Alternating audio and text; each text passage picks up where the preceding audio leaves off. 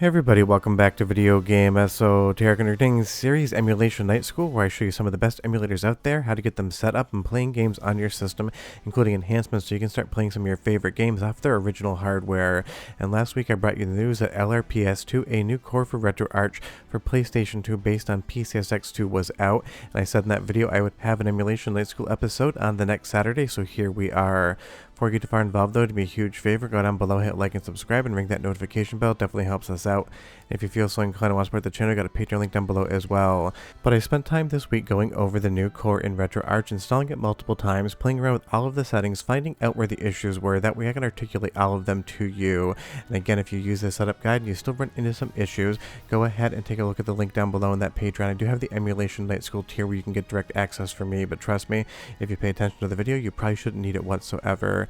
Now, there are written directions on the LibRetro website, but honestly a few of them didn't occur in the same way that I saw them when I actually installed the core, and I'll indicate those when they come up.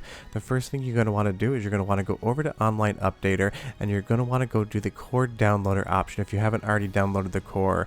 This is going to go ahead and auto-populate a downloadable list of all of the different RetroArch cores that you can use when you're playing any sort of emulator, and obviously it is alphabetical, so scroll down until you get to Sony, and then you'll see PlayStation 2 LRPS2. Go ahead and just click that once and you will see that it downloads to your system. It takes only like 3 or 4 seconds at least on my PC, so this should not take a long time at all. From there you're going to go back one menu and you're going to go to Core System File Downloader, because we need to get a few more files for this core to make sure it's working efficiently.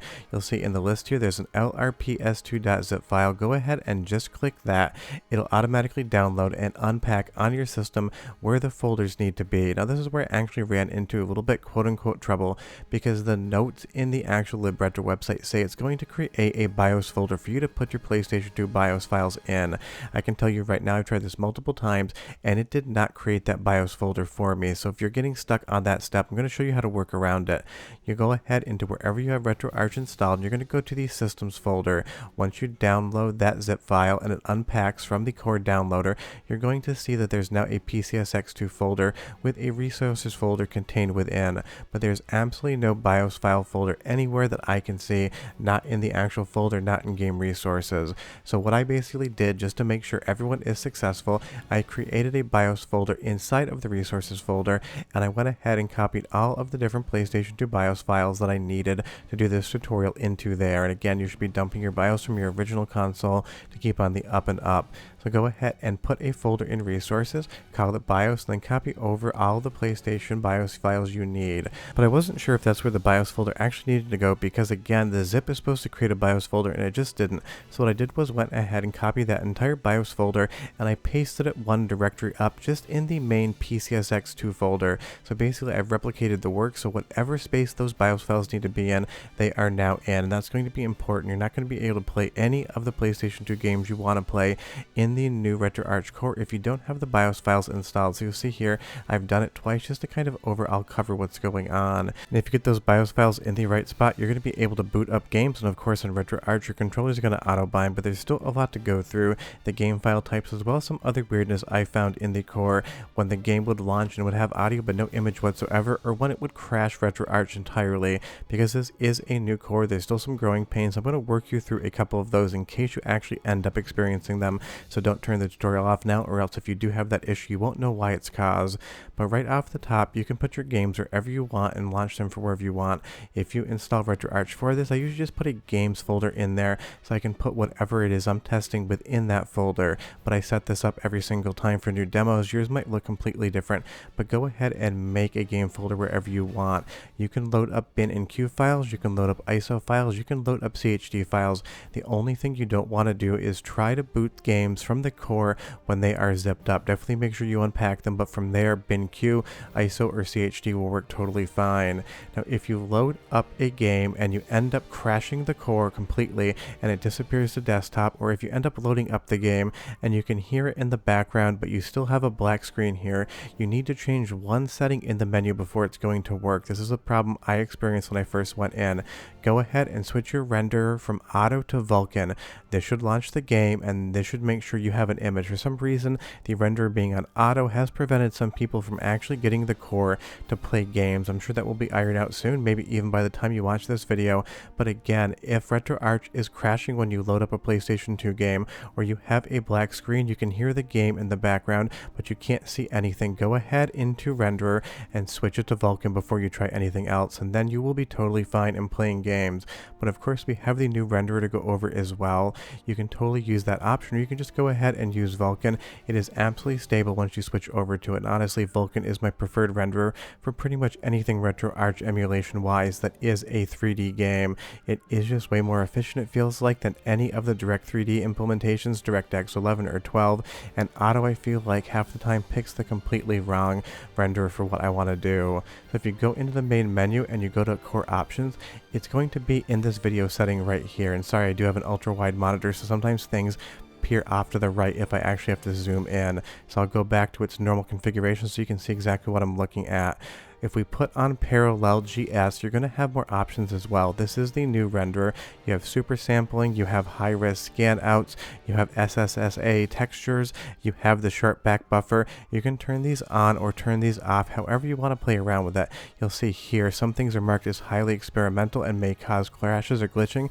Maybe leave those off for now, but you can play around with the different rendering settings, articulating the visual image that it is you want, or you can just go ahead and leave it on Vulkan, use the new core that is performing much better than the previous PlayStation 2 implementation on RetroArch, and go from there. But whatever option you choose, Vulkan or the new renderer, it looks absolutely spectacular and actually has fixed some bugs that exist in PCSX2 on the new renderer.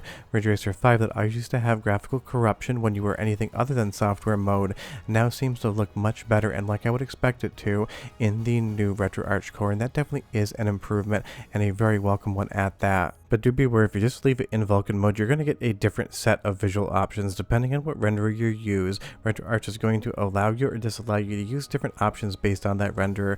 And of course, the internal rendering resolution option is going to be one of the most popular. You can pop it up to 1080p, you can pop it up to 4K, you can pop it up to anything you really want. It's just going to be dependent on your overall system specs. And for the most part, this is going to run on potato adjacent hardware, at least at 1080p. And you also have a bunch of different options for de-interlacing. You can leave it on automatic, or you can go adaptive as well as bob and weave. You can kind of decide what looks well for you. I would say for the most part, automatic seems to pick the best option. I left it on automatic for some of the Virtua Fighter 4 footage, which can be interlaced, and everything looks really good to me, but there's additional de-interlacing patches which will force games to run in progressive mode, and I'll show you how to turn those on in just a bit. But at 4K, Virtua Fighter 4 Evolution here just looks and feels exactly like I'd expect it to, and the number one thing is the fluidity and latency in the controls. If there was any lagginess here that was getting me out of the frame input window, I'd notice it in the gameplay, because while I am not an expert Virtua Fighter player, I played this game more than enough to know when it feels like I expect it to and when it feels different than it should. And I'm happy to report with the new PlayStation 2 core, I can play games however I want with whatever renderer I want, and I'm not really getting any latency in the controls that's going to affect any of the gameplay.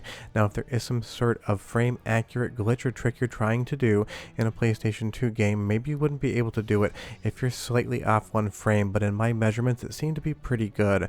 But of course, it's all going to be dependent on what else is running on your system. You would basically close every program before you start emulating games, just to make sure that your overhead is minimal.